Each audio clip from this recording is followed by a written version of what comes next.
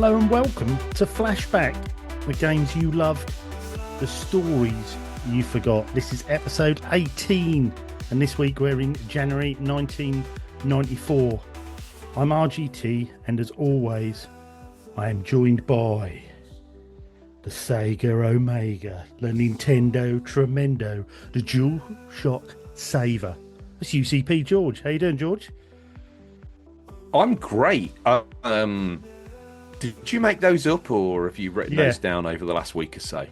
Oh, I made them up. I've been trying to remember them over the last few weeks, yeah. I have to think of every week. So it's, the Amiga Omega. The Sega Omega. Sega Omega. The Nintendo Tremendo. I'm into that. Yeah. Although one has to wonder what that even means. God knows, but it rhymes. It... And that's my number one metric. I can't deny it, mate. I can't deny it rhymes. No. What? Brilliant. You have got quite the part of fun in store, RGT. Are you ready to strap on a satchel and get back to our childhood? I think so, yeah. I mean, last episode we done May 2005.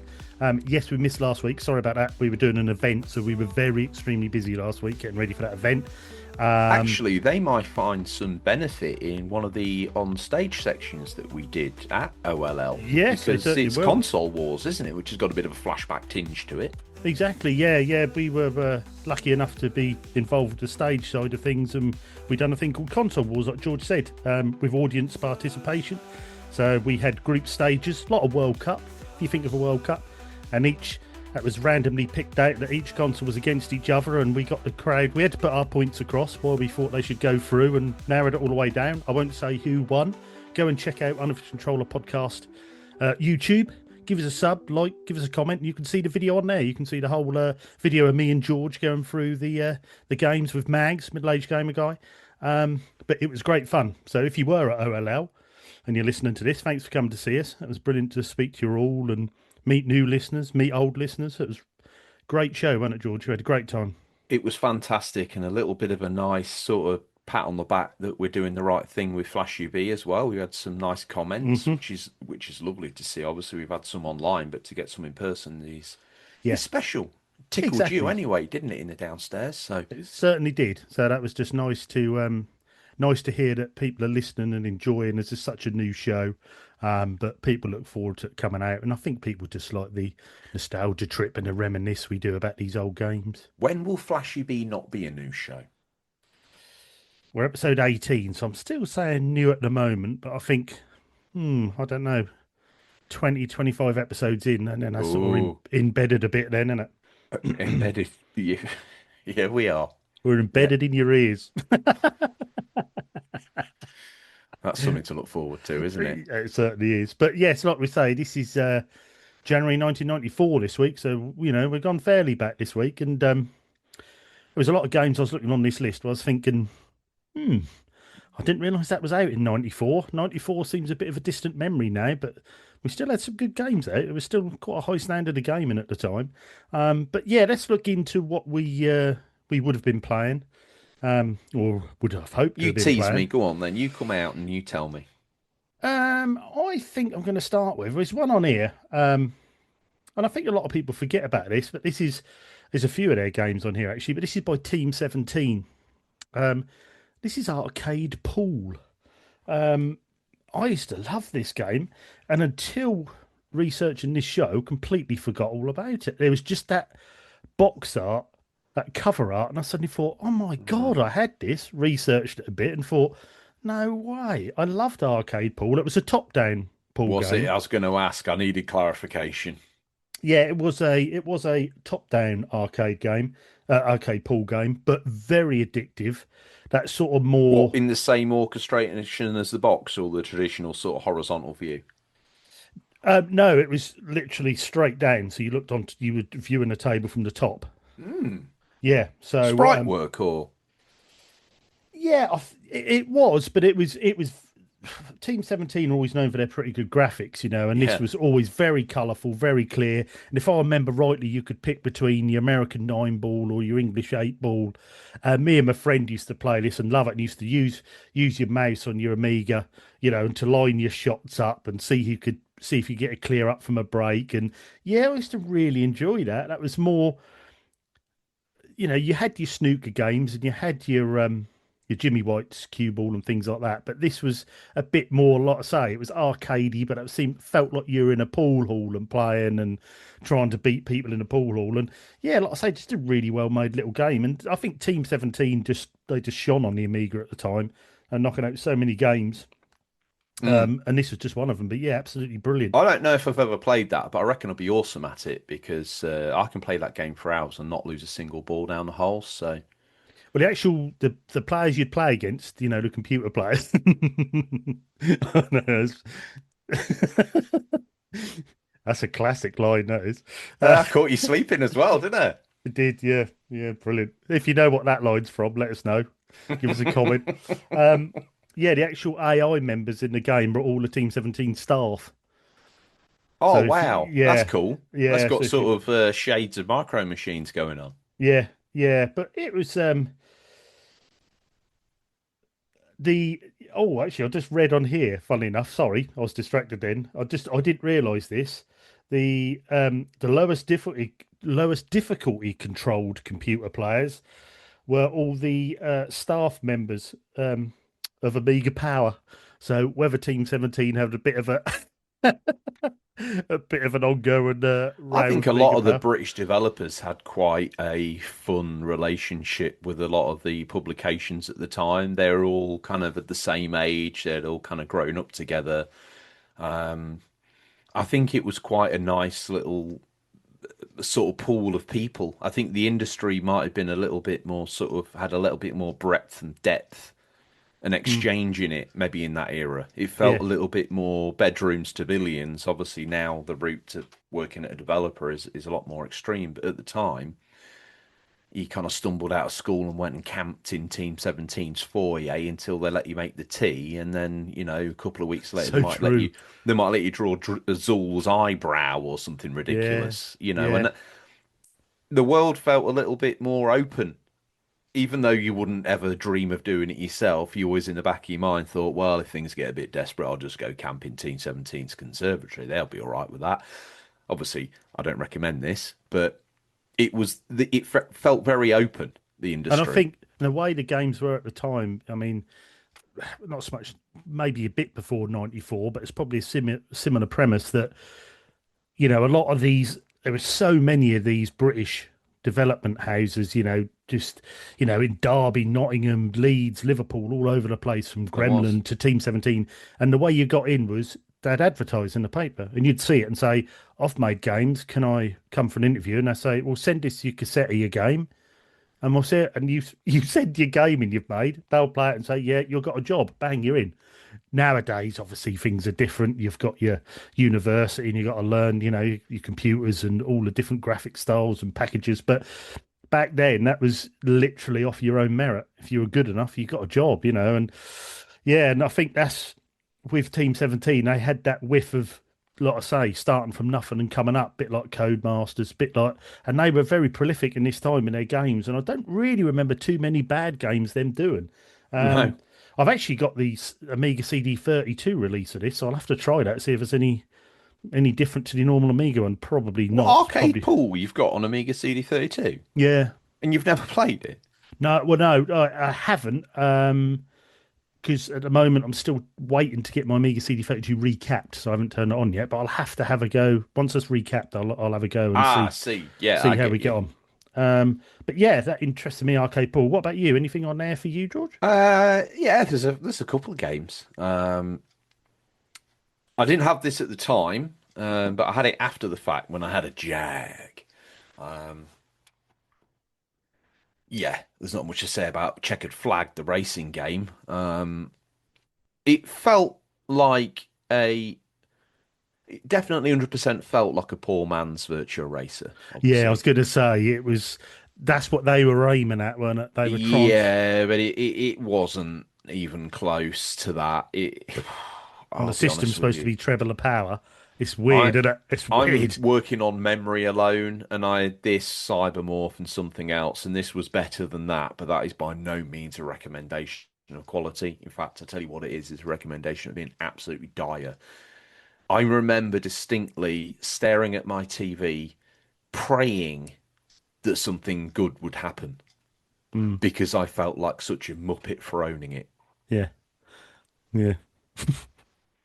I'll tell you another game I had. Super Battle Tank 2 Oh, on the Super what's? Nintendo.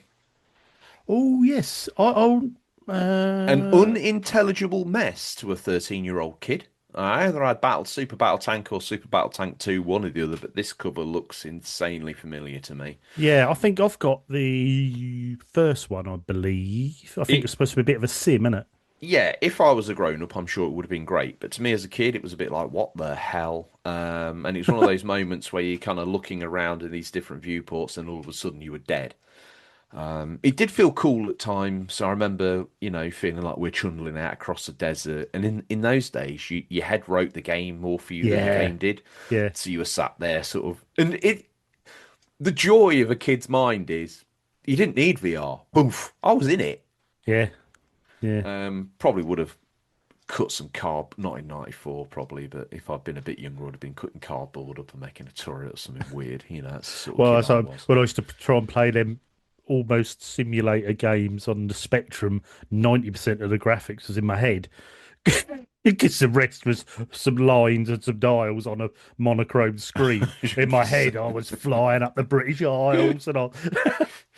Um, while we're here and we're in the military theme, I'll bring forward Canon Fodder 2. Mm. Um, Obviously a sequel to an absolutely banging game. More of the same, really. I think this one Um, was more strategic, wasn't it? They made this one a bit more of a strategic version because I think that was, didn't they have who was that journalist writ all the levels for it, didn't he? Rather than oh, I didn't know this. Stuart Campbell. Ah, right. Yeah, he done all the levels for Canon Fodder 2. And I think it was a bit made a bit more strategic rather than like the first one was, and a bit Yeah, tougher. my mileage on Canon Fodder is definitely more with the original game. Mm, Absolutely love it. I mean, the sort of it comes across as a silly war game, your soldiers and whatnot, but it does try and take the time to make you realize the futility of war in a way. yeah, Your individual soldiers, as they pass, you end up with these little white crosses on a hillside, and let me tell you, by the end of the game, that's mm, it's a lot of crosses. yeah, And I think it strikes quite a somber tone. The gameplay from Cannon Fodder 1 and 2 is peerless. It's very simple. yeah. I'd argue it's probably better under mouse control, but I've probably done most mileage with it with a pad, I and it mean, what plays did you play fine. it on? Yeah, because I always played it on Amiga, you see, so I was just Yeah, I think clicking I around. dabbled with it on the ST where it's mouse. Ah, okay, yeah, yeah, Yeah, yeah, and made sense. yeah, Then obviously later collecting for retro consoles, picked it up from Mega Drive. But do you know what? Equally makes sense on a pad once you start playing it. yeah, yeah. Instead of saying this is where, in fact, I can't remember now how you do control the input. Message in and let me know. Like I say, I don't like to cheat too much when we're on air. We always try and play it from memory. But the abiding memory of Cannon Fodder is wow, a great franchise and weird, really. I guess the transition to 3D kind of killed it, but we never really saw much more from them on that franchise. No, I remember they done because I used to get the Amiga magazine. They used to do demos on. They didn't know your discs. I think I might have Yes, spoke about it on the show before, and they done a crossover once where they called it Canon Soccer. So they yes. done their own little mini level, and that was like a Christmas theme on a football Well, pitch. But you ran round and you were shooting the football players as they played Well, going football. going back to your earlier point again, just once showing that kind of cross-pollination of the UK games industry in the sort of early to mid 90s, really until PlayStation came along, started buying out Psygnosis and things like that. There was this cohesive world where you would get a demo of like Christmas levels of Cannon Fodder on Yeah, Amiga format, or a Christmas version of, or a magazine version of Sensible World of Soccer for you to have a mess around with. And these are all, as you say, I do believe in Sensi. There are actually magazine teams in the leagues in one of the might well be. versions. Yeah, might well be. I used to Um, love it. I mean, you used to get the Amiga magazines at December. And like you say, there'd be like a Christmas James Pond level, or there'd be a Christmas, like you say, crossover with Canon Soccer. And it was so much. And you used to sit there and go through all the games on your disc and play. It used to be brilliant yeah. fun. Yeah, I used to love the Amiga magazines. Used to be brilliant format and that and user and yeah, really good. The Um, format ones to me were. I was talking to, I think it was Gascon. Yeah, he mentioned about it. I said I was a big ST format user, but the format brand, Amiga format, ST format, was really strong. yeah, very And strong. that Yeah. magazine in the ST one, I don't know what the Amiga one was like, but you'd have maybe 10 pages of game reviews and then like this massive slew of like technical jargon talk in there that just went completely over my head. Yeah. There'd It be was a like big boys there's a magazine, bit of wasn't it? demo scene in there, but then they'd go to serious stuff like, word processors and development tools and 3D architecture program. You're like, what the hell? But it For made for a mature read, though. I didn't feel dumbed bit for down everyone in to. there. No, it's a bit for Yeah, everyone in there, And it also opened my eyes up to seeing things I didn't know the Amiga could do, and same. these, yeah, it was brilliant. It was, a brilliant system. But talking about soccer, I mean, I know I always come back to this, but we've got Sensible World of Soccer, Yes. '94, which is, I think it was only available. I think that you could get it on Xbox 360. But I think it was just Amiga and DOS. I believe. Um, but this was you had your more of a career mode on this, so you could manage up to 20 seasons with a transfer market. Oh, Um, that's what this is. yeah, so it was this You obviously still this. played though, didn't you? You were playing manager if you Oh wanted yeah, to. that is sensible Yeah, soccer, but it was yeah. just opened up. So you had all the leagues, you could play 20 seasons, and then you could buy and sell players. And I remember I used to put so much time in this, and this is the one I always thought, oh, I wish they had a Porta Distamore systems because there's so much more depth to it. But again, sensible software, so it's a great game. Um, Never, just having the transfers made it for me. Being able to buy and sell players was just absolutely brilliant. Just opened the whole game up. There was Um, something special about that game that's never been touched in a football game since. Like I know everything else within it has been done, but there's something about the core spirit of that game. mm, The sort of somewhere in those pixel characters is some really special sauce that makes that game really special. And I know yeah, we've had ports to modern systems where they tried to make it all 3D and do this and do that. yeah, And I they know done the sort of sensible soccer 360, 2006 and things like that, didn't they? But it's yeah. And I had one on the 360, it was pretty much like a carbon copy port, I think, pretty much. yeah, that was Um, Sensible World was on there on that'll 360 be it. in the And I arcade remember live. thinking, oh yeah, I remember getting Speedball 2 on there as well. And yeah, they're still got that magic, but I just wish there was some way of bringing that to now, and they've never quite done it. Mm, no, definitely very true. I mean, it's just one of them games that stood the test of time. Now, bang average football got very close. Mm, Their gameplay you're playing, the gameplay is a bit more technical than it's a bit more you can do than sensible. But they almost harness the way the players come out, the sounds, the crowd. It's almost like a love letter to sensible soccer, and that's the closest I've ever come to playing. Even like when I used to play a lot of sociable soccer on the Switch, I still, you could see the essence coming out, but it wasn't sensible soccer. It was just a mm, top-down football game with a similar name that wasn't sensible. that's a shame. Yeah, but it was good. But you don't really think. I think if you're a sensible fan, you'd enjoy that, but you wouldn't straight away get that nostalgia hit. Whereas I think Bang Average Football, you started playing my first match on there and thought, "Ooh, this is familiar. This is Wow, familiar." So yeah, yeah, really that's good. quite a compliment. Mm. Anything Um, else on this list you want to mention? I was going to say 1942, the Pacific Air War, which I think was only on DOS. It was only released on DOS, but 1942 themselves as a shoot 'em up, I used to love right from the Mm, 80s. When you used to do your special, and you used to go and do a loop the loop, yeah, and then the certain and the planes would get bigger and take more hits that you had to hit down. Then you yeah. get the line of the red planes that if you shot them, you got a power up. Used to play it in the arcade all the time. That used to be my To be honest, go-to in the so many arcade. variants of this exist. It's got to Yes, be one of those games that most gamers have either seen or touched at one point in time. yeah, I think, well, actually, say that of a certain vintage, yeah. I mean, you had all the different 1942 ones, and they done a 1943, didn't they? 44, I think they may have done. I'm not sure, but probably. there's many of the same sort of ilk of game.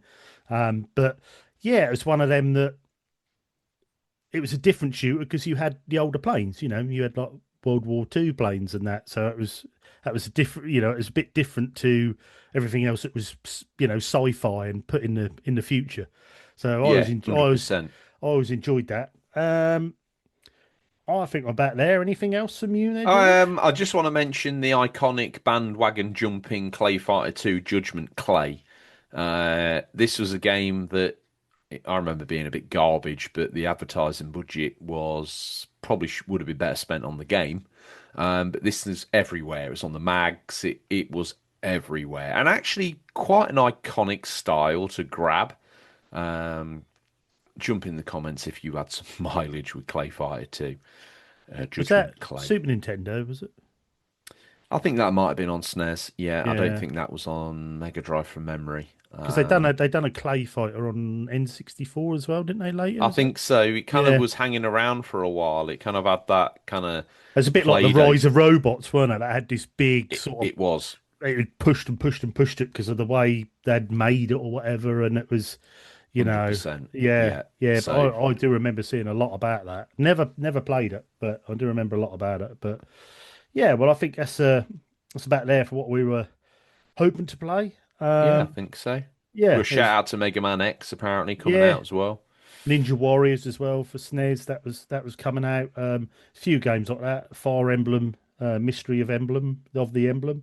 So there's a few games like that. Choplifter 3, you know, bits and Ryan the pieces. Lion starring in Rumble in the Jungle, RGT. You've done your research there, pal. Fair play to you. Exactly. You can't miss out Brian. You can't. And then, you know, at the end of the month, it's not Brian, but Brain Lord. Yeah. Yeah. So there were some random ones there that people have probably most forgotten about and never heard of. Brian But Lord. Brian Lord, yeah. But that leads us on to the news. We scoured the very darkest back pages of all the gaming mags and delved deep into the early interweb to bring you what was the latest stories of January 1994. First up from Video Games Magazine, this is entitled Replay, Tired of the Same Old Street Fighter Clones? Collect Classic Cartridges. This interests me because of something that we talk about nowadays. Was that the appropriate noise? Yeah. Okay. This seemed really early to be collecting games, if you know what I mean. So whether they had a bit of foreshadowing for what was going to happen in the market, I don't know. But anyway, it goes on to say the video game staff has always thought of video games cartridges as the last great goldmine of the collector's marketplace. Our collection of toys, trading cards, and comic books have been increasingly tougher to build upon, with an annual price guides and even monthly magazines attaching dollar values to these simple childhood pleasures. But by contrast, video game collecting has been almost completely ignored as a hobby. It doesn't even really exist as an offshoot of the toy collecting craze, which seems peculiar when you consider the game cartridges represent a hugely significant chunk of the total sales of any major toy store. To help you get in on the ground floor of the cartridge collecting craze of the mid-90s, trust us, it's a sure thing, we heartily recommend the second edition of Digital Press Classic Video Games Collector's Guide, a comprehensive look at good, bad and hard to find cartridges for the Atari VCS, Mattel Intellivision, ColecoVision, Odyssey and Vectrex, among others. Edited by the highly respected fanzine mainstay and game historian Joe Santulli, with input from such luminaries as Jeff Adkins and the ubiquitous Russ Perry Jr., this handy guide is a dream come true for fans and collectors of classic video games. If you're cynical about the idea of a cartridge price guide simply because nobody has done one before, you'll breathe a sigh of relief when you see how brutally realistic and conservative these numbers are.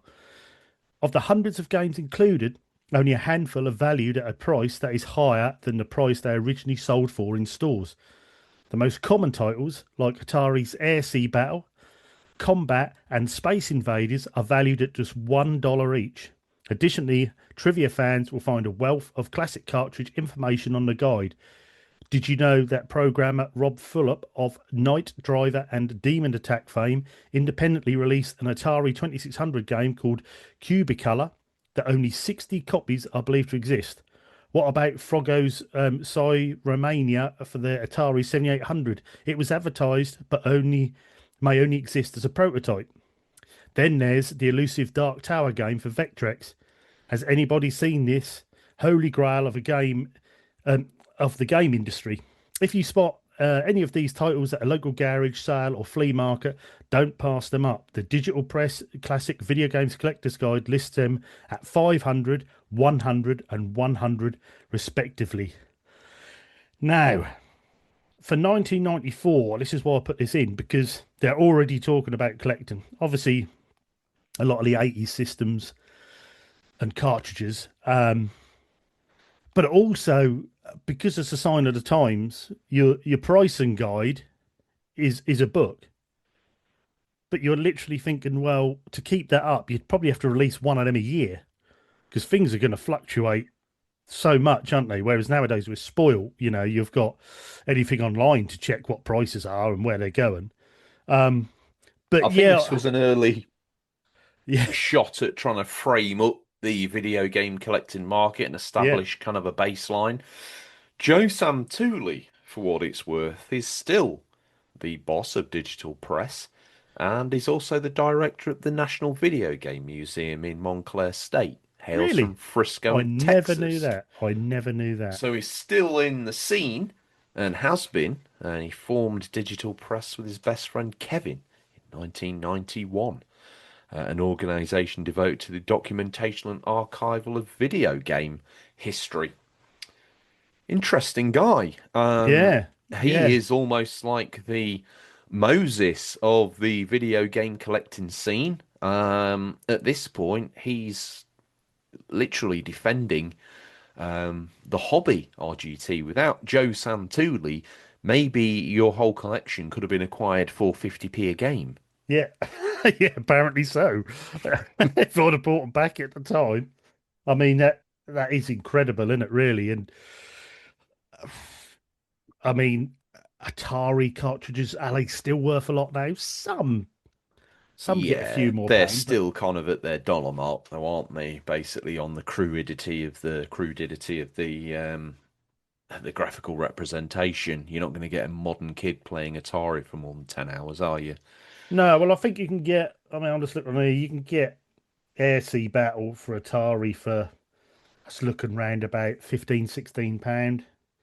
You can get original cartridge for £2 or £3. So Okay, mate. So with the how rate of much is inflation, Dark Tower on Vectrex selling for today? I don't know if you'll ever find that. Let me have a look. Um, but with the rate of inflation, they've probably gone down. I think so. Um, you you can't really find one listed, so that is super rare. Okay. But yeah, Well, if it it's was in. rare then, it's rare now, isn't it? Well, it certainly is. I mean, it's like I say, I just find it interesting that they're already looking at that, but obviously we're now looking at what they were playing as their modern games at the time, which we're now collecting. Your Mega Drives, your Super Nintendos. It's carried on, and I wonder if any of these people that bought this magazine, I wonder if they still got their collections now. I wonder if there's people out there that are still collecting from this era. Oh, I should think so. Well, Joe Santulli for one, and Joe, if you're listening, get in touch. I know we've got a lot of listeners in Texas off the back of the El Paso tapes, so Yeah, it'd be interesting to get in touch with him and find out more about his National Video Game Museum enterprise. yeah, definitely, yeah, definitely, yeah, Looking at some of these games, mate, I mean, 2600. So what they got here, Spectravision's Chase the Chuck Wagon. They've got that in at 200 bucks. I don't know what that's worth these days. Tell you what, I'll rip into the news and see if you can find any price comparisons for the listeners. As next up from Nintendo Magazine, new SFX games on the way. Oh yes, baby. I don't know why I got that excited. I don't think that was appropriate. As exclusively revealed elsewhere in this issue of Nintendo, are planning our stock of new SFX games, the first of which should be launched early next year. Nintendo themselves are very confident that the games are going to blow everyone's socks off. but aren't yet revealing what they are. However, we do know that there will be at least three Nintendo FX games launched in the first half of next year, all using the improved FX2 chip. Kicking off the FX2 invasion will be the long-awaited FX Tracks, a completed version of which is due to debut at the Consumer Electronics Show at Las Vegas in January. The game was first previewed at Chicago in the summer, 40% complete, definitely looking a bit rough around the edges. The game was then pulled in for complete overhaul, and the results could be on show soon. Meanwhile, the word on the street is that Starwing and original FX developer Argonaut are breathing away on a Transformers-style game, and Elite's FX Tracks competitor Power Slide is also shaping up nicely. Whichever way you look at it, early 94 is going to be an SFX festival. And we'll be bringing you full details on all those games very soon because this is Nintendo Magazine and we're always first with the games that matter. Awesome. That was interesting to see when the FX was then, coming into development. And I remember always hearing about the FX chip thing and what is this FX chip? What is it? What is it? Um, and you never, I mean, I suppose a lot of people didn't think at the time that you'd actually, um, the way to improve your system, and because your cartridge is a bit of hardware at the end of the day, to actually use the cartridge to boost the hardware console you've got. Obviously, you can't do it nowadays Yeah, with discs and digital, I'm but not 100% sure that the FX2 chip ever actually came out. no, I was just talking about the first one, but Yeah, the yeah, first one, amazing. yeah, The upgrades that were promised here mm, look sexy. yeah. Nothing really came out. I 'Cause had I to think do that a was a quick. British guy, wasn't it, invented it? Yeah, there was, and he was Argonaut, I believe, Yeah. from memory. And I just double checked to make sure I hadn't gone mental. The S Super FX chip was used in Mario World 2, aka the Screaming Baby Yoshi's Island. It was used in Doom, and bizarrely, a European exclusive ski game, Winter Gold. What a waste of an FX chip. Obviously, it was already kind of shoehorned in for the famously unreleased Star Fox 2, which we all had our greasy mitts into. Yeah. But yeah, Nintendo Magazine getting on the hype bandwagon, banging the drum for something that never came out. I presume those games never saw it to completion in Mm, their development cycle, which is always a shame to hear about, I have to admit. Um, you got to think though, in '94, they probably got to be looking at the production cost of what it costs for an FX chip, thinking, well, we've got a new console on the way, got a new console on the way. It kind of justifies itself. We've already got the boys down in the cellar working on that bloody baby screaming game. Yeah, and the bigger boys came on waffling that they wanted the 3D shooting game Doom. Yeah, I mean, what, on a Super Nintendo? Yeah, this is the one of it. Give him it, give him it. And then in comes Pierre. Oh, bonjour, monsieur. I want to make a skiing game. Oh, whatever, Pierre. Yeah, you go do you. Um, and that's the full length and breadth of the development of the FX2 chip, which is a shame because I don't think it would have moved the needle for them, so I see why it got sort of nosedive, but it would have been a nice little swan song for the snares alongside Yoshi's Island, I think, to Mm, have given the owners in the era Star Fox 2. I know it probably would have been commercial suicide, but hey, do you know what? The console deserved it, I think. I think so. Yeah, definitely. Um, but yeah, it was that strange era where Have you played any FX games? Obviously uh, Star Fox, I presume. Star Fox, I would say, is probably the main one I've played. Which, if you don't know what the Terry Blow had Stunt Race FX. yeah, I have got Stunt Race FX, but I don't I think I've have. played it. If you Mm. don't know, if you listen, don't know what the FX chip was, it was actually a chip which almost done like a pseudo 3D on the Super Nintendo, but it was the chip was in the cartridge on the game It allowed for itself rather. polygons, didn't it? Yeah, so it sort of almost pushed it, the polygons era. It's rough nowadays. If you go back and play, I mean, Star Fox's frame rate's quite low, but at the time it was very impressive because we were seeing this sort of stuff on PCs and bits. To Yeah, have it it on your was the console most was, Star Fox will be your most curated FX chip experience. mm, yeah, Yeah, but it was, and then obviously Sega then tried it with their sort of Virtua Racing and bits and pieces. They done their bigger Yeah, the sort of. SVP. Yeah, there you go. The man in the know. That's why he's on here. Um, Don't know what it stands for. Probably something like Sega something processor or something. I yeah, don't know. probably virtual processor or something. Yeah, Um, but and that was only ever used in one game, yeah, and that was yeah, Virtua Racing's Mega Drive mm, port, which in some ways is impressive because if you don't forget now, I know this game was expensive, but it soon tumbled in price, and now it's pennies, and I don't know why because you'd imagine it'd be quite rare. But the only alternative would have been to pony up, get a 32X, mm. Virtua Racing on that. And you know what? Was it that much better? It wasn't a 32X worth better, that's for sure. No, no, definitely not. That was when. It's the one game you can't use in the 32X Oh, was it really? because of the SVP needs to chip in a certain way, and it can't chip in that certain way because the 32X Ah, is chipping in that way, I believe. I never knew that. Yeah, So it it's was dead just. to you. See, if you get the 32X, you got to upgrade. Yeah, They smelt the loyalty, and then they had your pants down a second time. they certainly First did. time, shame on them. Second time, shame on you. Exactly. If you're rocking a Tower of Power and got two copies of Virtua Racing, You know you like the game. yeah. Or you don't, but you're just all in. You're all in. Your PSVR Um, 2. I checked a couple of those while you were doing that awesome bit of Oh, news there, George. The Konami's Marine you can pick up for about $30 now, so it's about the same. So rate of inflation has I actually knew come it. I down. knew it. But Atari's Quad Run, which was $40 there, will set you back over $200 nowadays if you want that.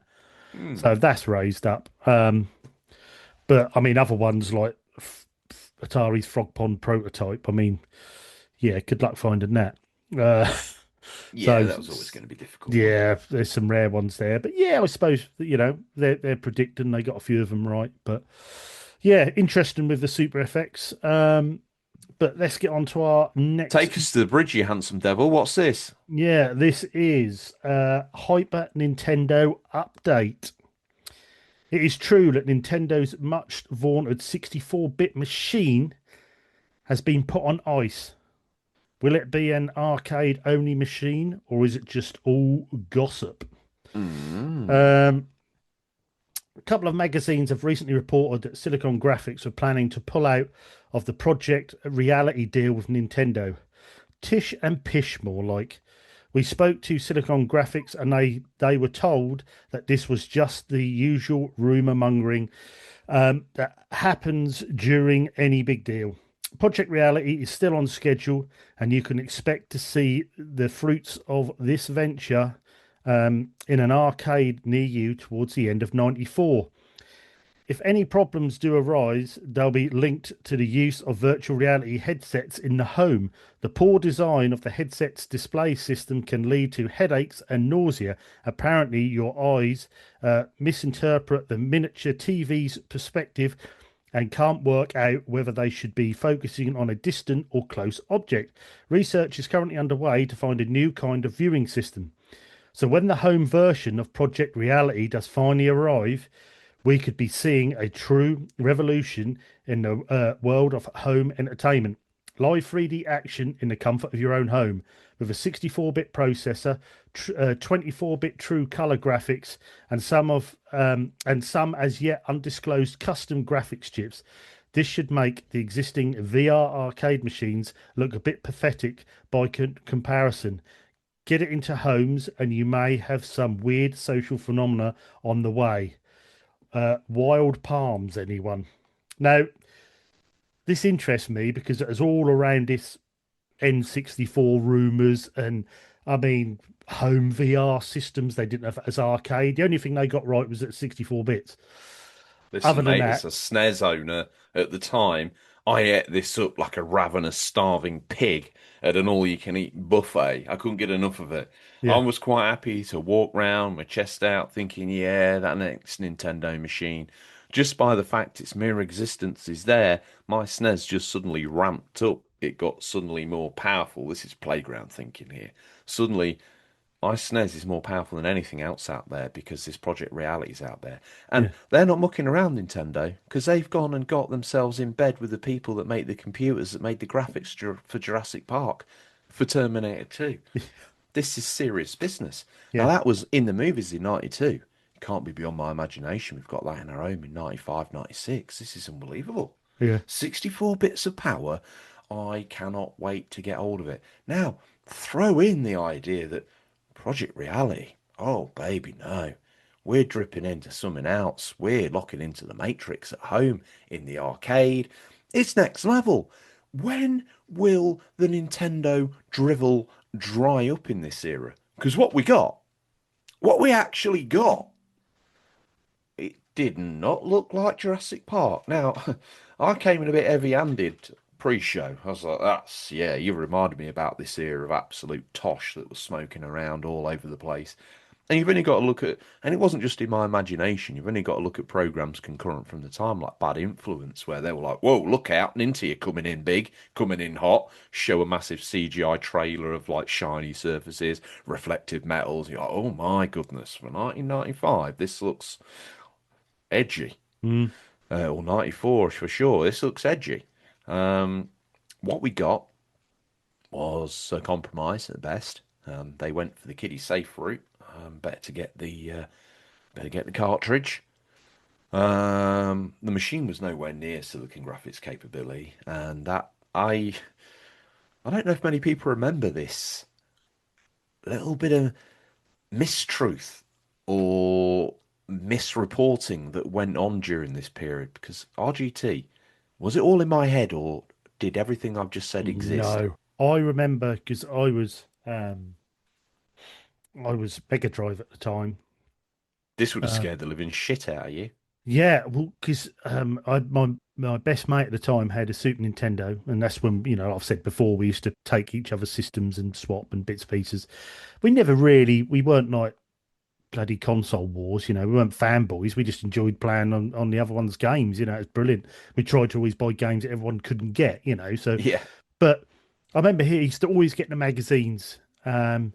His dad ran a car dealership, so he always had the latest stuff, and he'd always come home getting the magazines. And I remember once he had a couple of This kid's like my hero, by the yeah, way. yeah.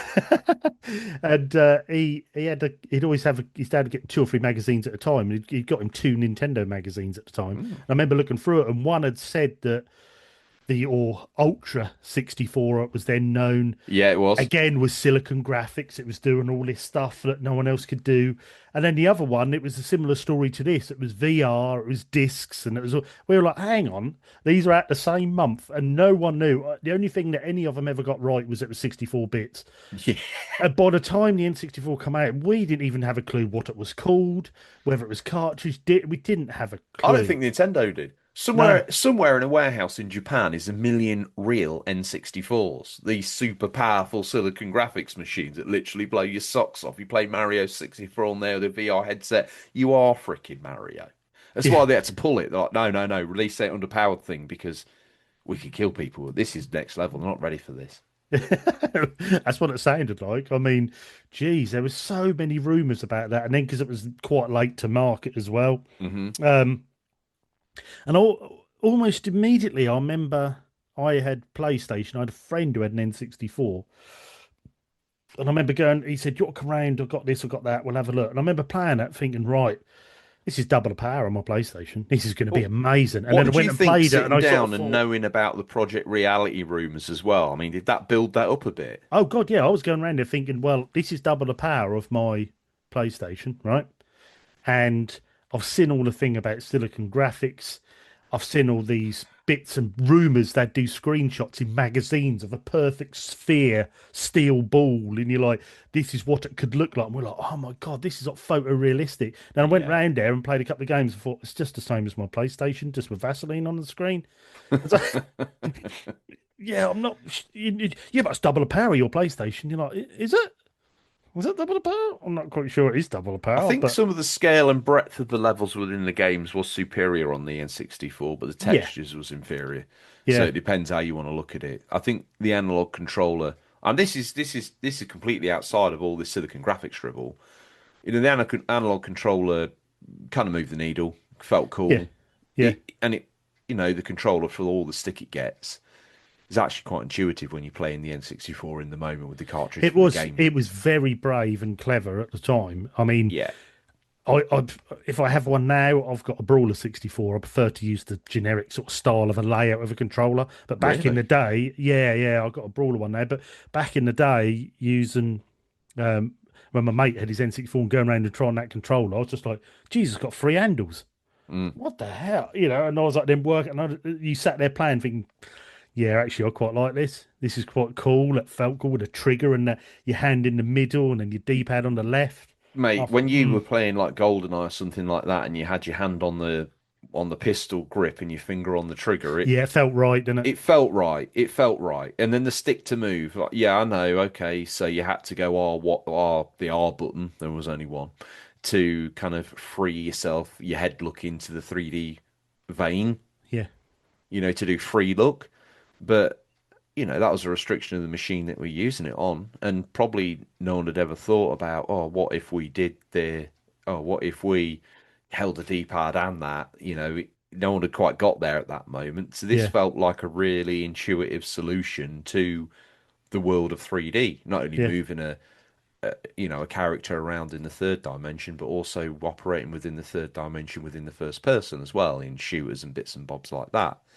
So yeah, no one ever sort of second guessed it at the time. Obviously, going back to it now, and I've gone back to a few N64 games and been like, oh God, yeah, hang on a minute. Uh, mm, Hang on. Okay, yeah, I've got ooh, sugar. Yeah, so you're gonna put the camera on those yellow buttons. Oh, holy hell. yeah, Uh, okay, I've got it. I don't know how I played this back in the day, but I'm getting by, and yeah. it's very much one of those. But the console ended up coming out of it pretty well. One of my favorite games of all times on the system in Ocarina of Time, and I've got a few happy memories of feeling like a bigger And boy also, gamer. yeah, I know a lot of people tend to speak about now like things like Tony Hawk's games where you didn't get the full soundtrack because there's cartridge and compressing the Yes. sound. But I was watching Flandrew on YouTube the other day, and he was going through all the versions of Resident Evil 2, and he had the Mm, N64 version. Now, yes. I had that. Can for, you believe? forgive me, I cannot remember who published or developed that, but they sourced it out to this company, and they got that whole game on that cartridge. And in some ways, it probably looks better than the PlayStation version. And Yeah, they added bits in, and they nearly had all the sounds, everything. It was a bit more, a little bit compressed, but if you went side by side, you aren't going to know too much. And they got a two-disc game onto a cartridge, and you just I know. thought, fair I play. had that, mate, There are at some the time. magicians developing that. It was a big pile of cash. I'll tell you that now, and I should think it's probably a big pile of cash now for that reason, but Mm. it impressed the hell out of me. Because I think they also added in that you could use more of an analog control rather than tank. Yeah, I do You believe you could. you could Yeah. switch it. That was the only version where you could actually switch out I of don't tank remember having controls. it for an extended period of time because it wasn't long after getting that before I kind of hopped into being a Dreamcast owner, I don't think. But yeah, it felt right. Yeah, It did. yeah, definitely did. Yeah, it's just there was definitely some impressive things that system could do. And obviously you didn't have the load times and bits and pieces being a cartridge, but a brave move from them. But yeah, like you say, this I had to put this in because when I read this article, No one else remembers this or talks about this or even mentions it in passing. You have to physically grab someone by the scruff of the neck and show them a magazine and say, look at this. Look at these lies. yeah, this is from Total Nintendo magazine as well, who was basically Look, saying, the official Nintendo magazine had all the metallic Marios and all the yeah, balls and all the Jurassic Park the graphics in and everything. checkered floor and all that. Yeah, All of it, mate. yeah, All of and it. this is 94, and they're telling you can have a VR CD system. They've even got an artist's impression of a Nintendo 64-bit console, Project Reality. Well, what's he got Looks that like a image from? CD32, mate, It does for on, the audio. Oh, this is an audio show, so for the audio listeners, this thing looks like a CD32, but yeah, imagine that then being made by Bush. And it does then look like a Bush sister. and then a headset, a VR headset that looks like a crossover between Oakley and Bush. Yeah. And you have, except where Bush probably took the major lead in the design, and But Oakley also, where did this weren't there. artist? Why can you have an artist impression of something that you have no images of? What's the point? You've literally just done a drawing of something random. There's, Yeah. there was no pictures Do you want out to see there of. my drawing of the PlayStation 7? Go on then. Amazing. Yeah, that'll look just like that. I actually did look like a PS5 with the V, but but This is a yeah, literal V that will sit on your shelf. Yeah. It yeah, makes no sense, but it'll look beautiful. yeah. It's made out of felt. But interesting times. There was a lot of a lot of rumors. I think we could do a whole show just on the funny N64 rumors at the time. You could probably get 20 articles on here I and would chat. love to try and find some of those mag articles where they do like the dump of what it's going to be. Yeah. Well, I picked this one just for how ludicrous it was about a home arcade system with VR headset and everything. As if you're going from a SNES to that. So it's weird. But they just got away with publishing this stuff. But I hope you enjoyed the news. That was Well, a few. imagine to this date, the only time Nintendo have ever really put out anything with VR would be Labo. Yeah. Unless Or there's some sort of Japanese arcade experience I don't know or about at Virtua this point. Boy. Or Virtua Boy, yeah, but yeah, how how dare that occupy space with what this is pretending to be, though? Mm, but yeah, like we say, interesting news articles from the early start of collecting cartridges and how it was then starting to get into people's attention of collecting, especially the older 80s games, right through to the Super FX chip, down to the hyper Nintendo update of this sci-fi virtual reality N64 that we never got. But yeah, I hope you enjoyed that. But it's now time for what we affectionately call Stingray's Boot. What's nestled between some counterfeit nappies and a dodgy copy of Battle for Endor is some of the new releases for February and a bit of March 1994. Spring Stop Wow. Whoa! Yeah, Uh, baby. How are you seeing the Ray I this week tell then, you George? what, mate. Ray has stepped out the motor, and I tell you what, I can't quite see him. He's making my eyes itch because he's looking, the graphical fidelity of him is everything I ever imagined Project Reality to be. He looks more realistic than a human being itself, but he's kind of shimmering and glitching in and out of existence. I can't believe it. He can't believe it himself. The weird thing is, Wayne's come as the fabled system that's running Ray. So he's come out as this sort of strange metallic cube, just sort of hovering 2 to 3 inches above the floor, kind of sending sparks into the floor below Ray. I'll be honest with you, it's an ethereal experience. I feel like maybe this is how maybe the ancient people saw gods and angels. I don't want to look at him too much longer because I feel it might get a little bit Raiders of the Lost Ark RGT if I'm honest with you. So I'm just going to look at the floor and sort of navigate by touch round to the boot. Wow. How are you seeing him? Because if you're seeing him the same way, just lock eyes with me. Yeah, not as intensely as that. And how are you seeing him? Well, Ease off on the eyes, mate. his his Nissan Bluebird has just come out of the dark with neons underneath. A little hum has just pulled up. It looks like something out of Tron, but when you get a bit closer, you realised he's just put a line of them cheap Chinese LEDs around the car and plugged it in a cigarette lighter. Oh, And yeah. he's stepped out. His synthwave music playing in the car. He's stepped out looking like Kavinsky, the synthwave legend and French DJ. He's got a hyper. He's got a hyper Nintendo VR headset on, but his coat when he opens it up is just collectible Atari cartridges. Now Wow. Wayne's got out, Hey and up, Wayne. and he is just a tiny, tiny little Star Fox. What's his name? Fox McCloud. Fox McCloud. He's got the full gear on the lot. He's like a cosplay, but a small cosplay. He got the furry head on, or is he just like yellow? Is he face painted? No, he is full fur, head to toe. He's hot, but he's all right. What a strange Mm. combo. Yeah, it is. Um, It is. should we shuffle around the back? Yeah. Well, Let's have a look. What I'll let you pick a couple. I'll let you pick first. I'm not looking about here, mate. I'm going to take probably. I tell Ooh. you what, I am literally seduced by this. Let me get this.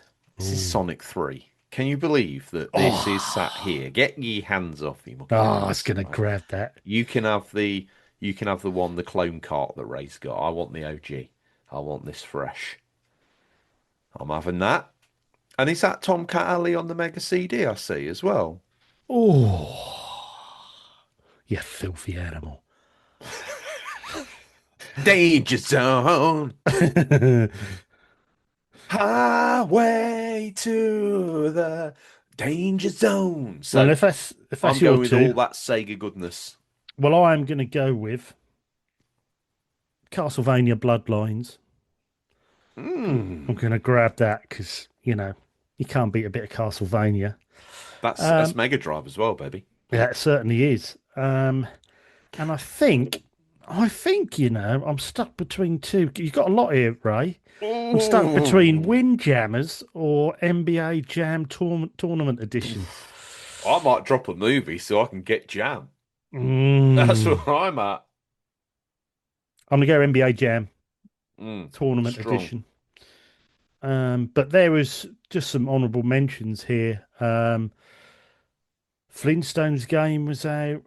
Surprise at Dinosaur Park. We had XCOM. We had, like I say, Windjammers. The Star Tropics 2. Zoda's Revenge was out.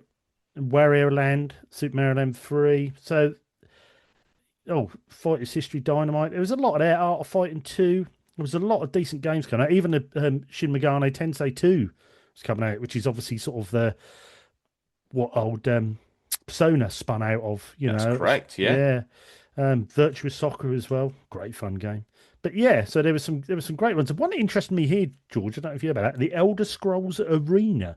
Is That's that one of the games along the way. Is that Elder Scrolls 3? so? It is linked into the main Elder Scrolls. 100%. No way, I'd never heard of it till I researched this show. I didn't know about that at all. But yeah, it's some One thing that's piqued my interest, Sonic Drift. yeah, Looking cool there. yeah, that does look cool, doesn't it? What was that Yeah, on Game Gear? let me have a quick look. I think it was Game Gear, wasn't it? Sonic While Drift. you're qualifying whether I know what I'm talking about or not, I tell you I'm going to pick a movie. And I think because Ray's a bit crazy, because this movie's shrouded in controversy. Game And if Gear. any Game Gear, yeah, Mm. thought so. And it looks good on there. Um, I tell you what I'm picking. Now, I don't know if you know about Ray, but he can get you canned copies of anything. Now, he's got me a VHS here, and it feels a little bit like a snuff movie, if I'm honest with you, getting it this soon. But he's got me a copy of The Crow, Brandon Oh, Lee's final performance, and to be honest with you, what a a film. cracking movie. I watched the remake the other day. Yeah. Please leave films alone. Unnecessary.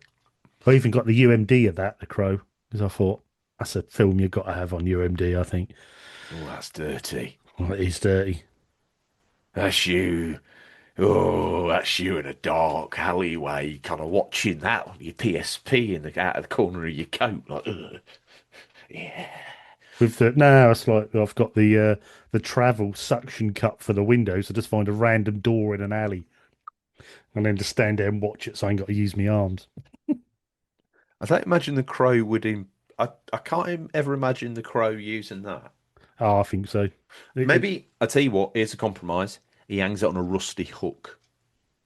He's Perfect. got a little carry caddy for it, and he just hooks it Yeah, on a rusty hook, like that thing perfect. Tingle Tuner he sent me. He's got a little thing on you could hang it, Yeah, and he that's just sort of sit growling at growling at it. it. So you're going for the Crow. Yeah, what are you picking, mate? I have gone for Fire in the Sky. If you've ever heard about that, the Oh, is that abduction. real life abduction thing? That guy got abducted and disappeared for 2 weeks, didn't he? And then they found him. Oh, mate, that gave me nightmares. That's Yeah, that horrible was what that. happens on board there. I cannot remember his name, but it was him.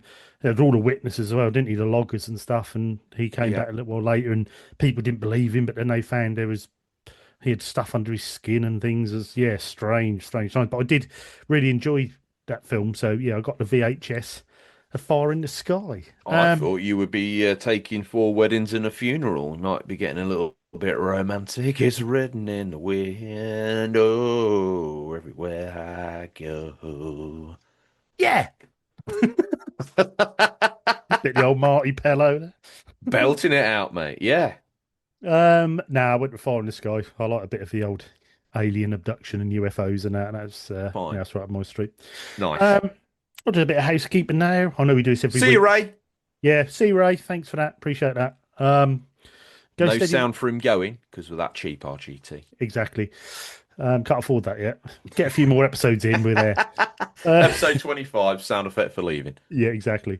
Um, yeah, a bit of housekeeping. Don't forget our website. And not us just saying we do. I know we do this every week, but it's just for new listeners when they come in. Yeah, check out Unofficial Controller Podcast website. There's various different bits on there.